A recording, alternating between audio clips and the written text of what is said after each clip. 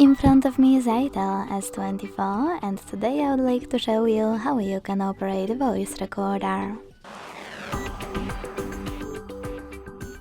Begin by launching Recorder app and tapping on Allow in all available pop-ups.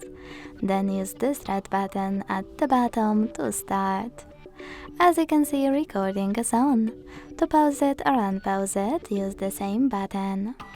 To add a bookmark, click on the left one. To discard it, click at the top right corner and choose Delete. And to end it and save it, click on the check mark at the bottom right one. Then play it by clicking on it. Name it by holding it, choosing Rename option at the bottom, typing in whatever you want to and hitting Save.